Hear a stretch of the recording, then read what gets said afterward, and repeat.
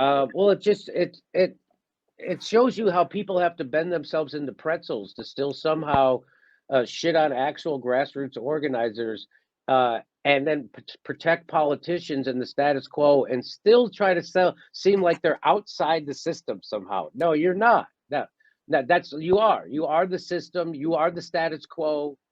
And that's why you guys have a problem with people to your left, right? And so the first thing they do when someone's to their left, they don't debate them, they first smear them, right? So they first have to smear and discredit, and that's what they did to you. So why would you want to shit on someone who's trying to start get raise consciousness about workers or about unions or about a general strike?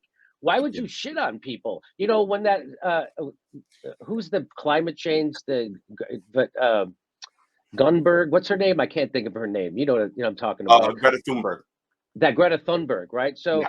when she started, she was just one girl, and everybody laughed at her. And the next thing you know, she started this international movement. So that's how movements start. Movements start small, and to shit on them shows you that they're not really your ally, right? So they're not really on board with what you're on board for, because they would be trying to amplify what you're doing. They would be retweeting it and saying this is what we need more of, and this is the kind of consciousness raising we need. They wouldn't be trying to shame you for trying. That's the craziest thing in the Yes. world.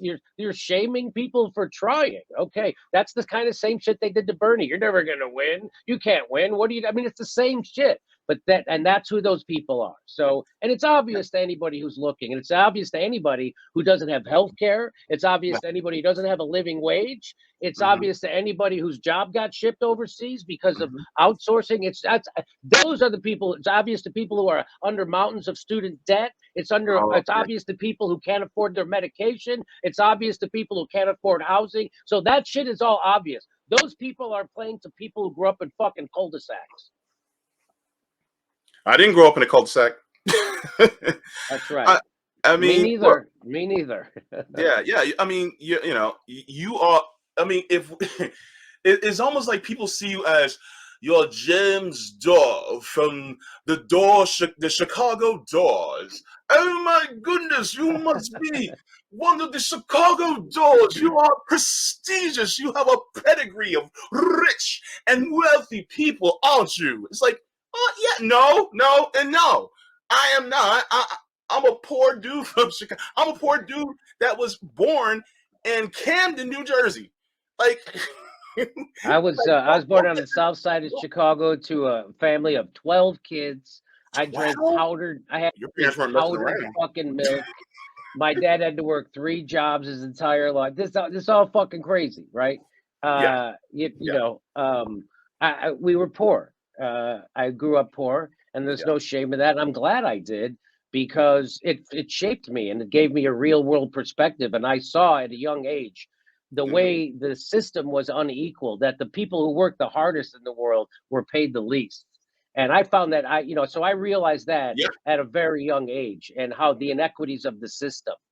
And I also grew up in Chicago, and I got to see how politics and power worked. And oh Harold yeah, Washington, when he became the first black mayor of Chicago, and how he overcame racism not by demonizing his opponents, but by providing services and outreach, to the point where even racist whites who grew up in my neighborhood would admit to you, not at the top of their lungs, but they would admit that, yeah, Harold Washington got stuff done. He got our snow plowed, he got our garbage picked up, he got our streets clean, he got stuff done. He was pretty good. That's at the end. So I grew up in that, right? So I've been formed by that kind of stuff, right? I see what happens when people have their mind opened, right? yeah, And how do you do that? You do that with outreach and by providing services for people. You have to have a message for those people, right? You can't yeah, just try to write them off like Hillary Clinton and call half the country fucking deplorables. No, those same people are living right next door to me, being oppressed by the same goddamn rapacious oligarchy capitalistic system that I'm being suppressed under, okay? yeah. And was for most of my life, right? And so I don't know what people think, but uh, working as a road comedian, is not a glamorous lifestyle. I slept on many shitty couches, many shitty condominiums. Yeah. Anyway, it's a hard life. The road as a comedian, but I was glad to do it. I'm not saying I'm a victim or anything. Yeah. I'm Yeah. just saying I know what hard work is. I worked in construction. I worked in masonry Yeah. for at least 10 to 15, probably. Well, depending on how you count. I started doing comedy and I would still do masonry. Yeah. Uh, anyway, so for probably 15 years. So I was a union. I used to load trucks at UPS. I was a teamster. So I'm not. I know what it's like to be a blue collar working guy. That's who I am. That's what's in my blood. That's who Yeah. I am. Okay, and I know what it's like to go bankrupt from medical bills. Right, that happened to me. I didn't have a rich dad to call and say, "Hey, I need you to give me money." Because I've got $200,000 in medical bill. I didn't have that. I just I had to take out second loans and now this and go into all kinds of debt. And so anyway, um, Yeah. yeah. So this whole like yeah this so but that's the again that we talked about that. That's the what the establishment does. They don't ever debate your ideas when you're to the left of them.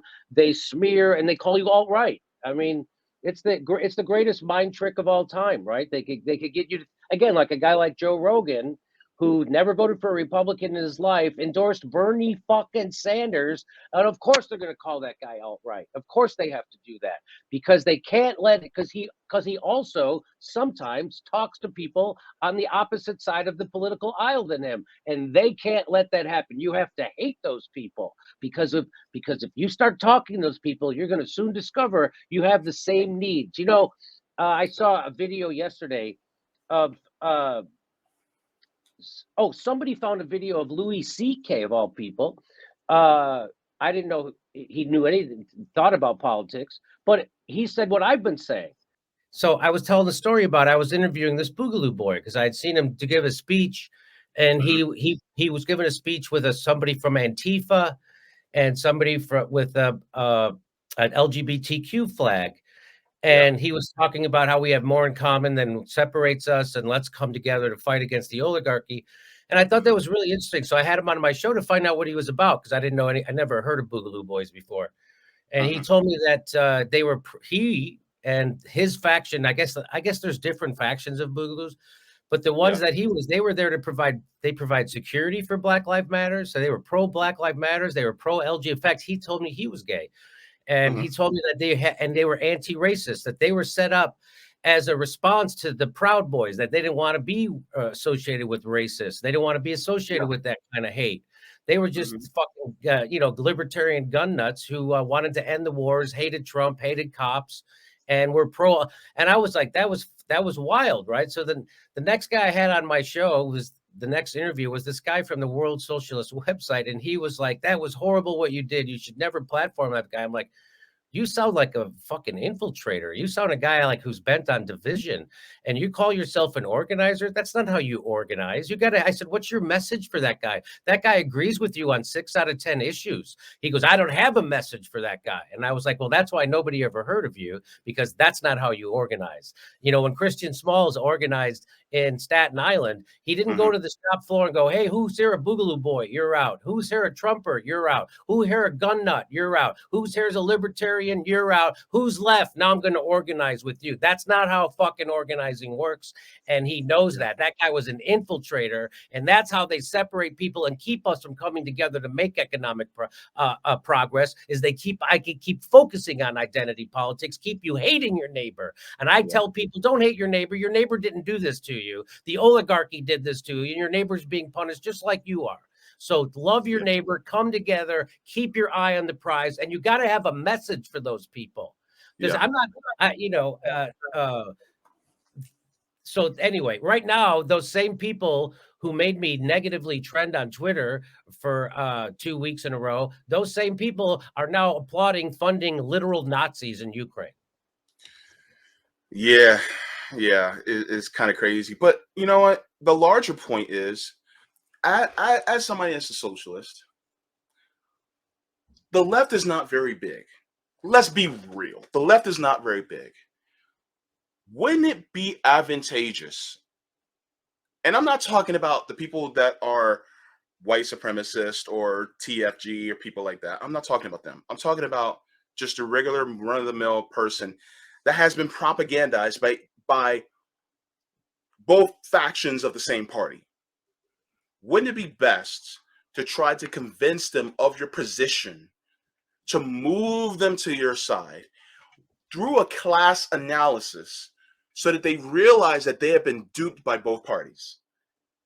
And then they can see that, because if I went to someone who considers themselves a conservative and I say, I understand you're conservative, okay?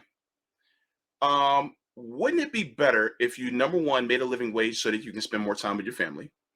Number two, you actually had a democratic say over your workplace and you also partially owned it. So therefore, you can make a determination. Plus, it makes you an entrepreneur automatically. Wouldn't that be better for you as someone who is conscious of family? Or what about, the planet that we live on? I mean, let's be honest. Aren't you going to go the same route as Teddy Roosevelt when he was very, environmentally conscious? I mean, and then you can move them to your position in that way and say, well, that's what socialism is. It's workers owning the means of production and distribution, and you having a say over your workplace and having a democratic say over that. And the thing is that that's literally what you do, is you argue your position. But just to write people off, because look, I was sitting there with tears in my eyes over Obama back in 2008, even though I wasn't involved in the democratic process. I was still kind of like, oh my God, Obama. Now I'm like, well, screw that guy, because he wasn't really the deal that I thought he was. But the thing is that you can do the same thing to liberals. And I'm saying this right now with everybody watching. If Crystal and Kyle, if Mike Figueredo, if David Dole, if all these people, if they all wanted to have me on in order to talk about pushing more for direct action, because I even put this out towards Anna Kasparian and I tagged her because of the whole Roe v. Wade thing. She was like, I'm done with the Democrats. And I was like, good. No, Basically, because she was sounding just like you, Jimmy. that's right. And I was like, okay, if you really do feel that way, then let's talk. Shoot me a DM or tag me, and then let's have a conversation about being more a heavy-handed approach towards direct action so that we can actually fix and get the tangibles for people within this nation. Because let's be real, you guys, not you, but all these people who I mentioned, plus TYT, they have millions of subscribers that they can help activate into doing these things as putting feet in the streets in order to give ourselves more tangible change. And if that is the case, then let's get together and let's do the damn thing. But the thing is that every single time we try to say or do something, it's you're doing it wrong. And it's like, okay, if we're doing it wrong, if we did the March for Medicare for All wrong, if we did the General Strike Summit wrong, if we did the anti-imperialist summit that we just did wrong, if we did the third-party summit we just did wrong, then show us how it's done. Do it. Because like somebody, I'm not even going to mention his name, but somebody was like, oh, well, you guys are doing the March for Medicare for All wrong. I was like, okay, if you feel that way, they did that in 6 months. About 52 cities in 6 months. Okay, you guys got 6 months. Make your own March for Medicare for All. Invite me. I will come and I will speak at your March for Medicare for All as well, because it's about the policy and it's about doing it for the people. 10 months later, nothing. And so I'm like, okay, you told us to do, like, look, if you're going to tell us that we're doing this wrong, then put your money where your mouth is and show us how it's done. Like, boo-boo, please, show us how it's done. Because the thing is that at least we're trying. At least we're trying. Look, what is voting? What? Standing in a line for a couple of hours? For some people, it's 6, 7, 8 hours, which is asinine. But once you do that, it's like, okay, my job is done. No. Look at the people who in times gone past are our beloved leaders that have actually led these movements on the ground. They started the job way before the vote started, And they did it. They continued that job with feet on the ground during the voting, and they continued it after the voting. Because the point is that, and I'm not saying completely leave electoral politics.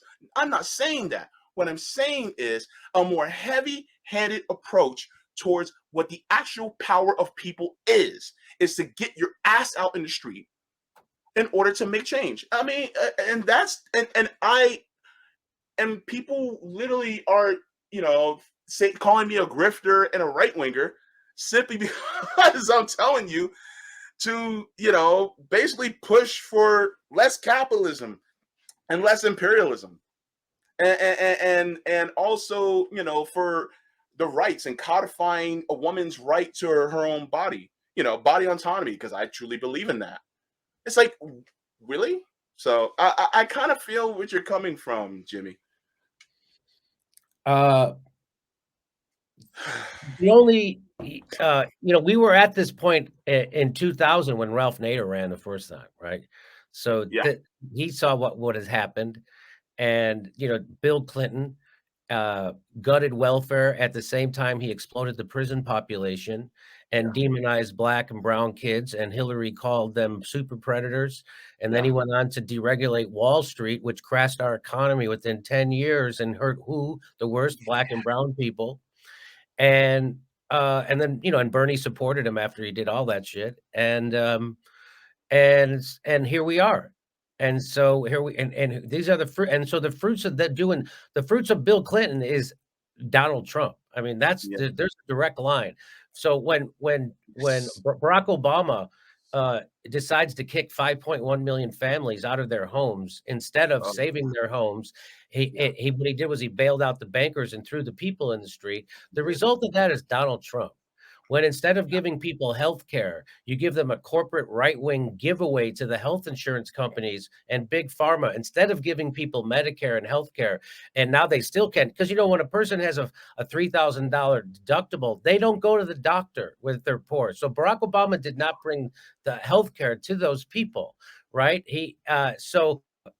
Stopping our drug war in South and Central America, and instead of devastating and overthrowing socialist governments so that we create refugees that have to come here to this United States, instead of stopping doing that, Barack Obama did it. He ramped it up, and then he deported more Hispanics than all the presidents since 1890 combined, and he built those cages that those kids are in. You know what that leads? That leads to Donald Trump. So we are here because of the Democratic Party's capitulation to the war machine and Wall Street. And that's what we get. We're back to the same thing. We're back to the same problem. And these people want you to think that they're a better person than you because they voted for Joe Biden, who's a racist warmonger, who is the architect of our incarceration, our criminal. We're the largest penal colony in the fucking world. We imprison more people than China. And that's due directly to Joe Biden. And somehow you're a better person if you vote for him. That's just, you're not. yeah. And you know what? While I'm at it, let's be honest. Who extended the Bush tax cuts? That's right. Hmm? Who extended it? And I made this point in a tweet about a day ago, somewhere around there. When they are giving subsidies to the oil companies, when they are constantly giving subsidies to big pharma, when they are literally sending money to governments like Saudi Arabia, Ukraine, and Israel that are causing atrocities against people, especially black and brown people. When they are doing coups around the world, like what they're trying to do in places like Somalia, when they are literally funding and giving money to the fossil fuel industry by approving and fracking, things like that. When they get all this money and they give that to them, but they only give you $1,400 and say you're on your own. It shows where their priorities are. And this goes back to Clinton, it goes to Bush, it goes to Obama, it goes to Trump, and it goes to Biden. The thing is that people need to realize not one of them give a shit about you. And this is the thing that we have been trying to convey to people, is that you save, we save us, right? So that's the point that I've been trying to make.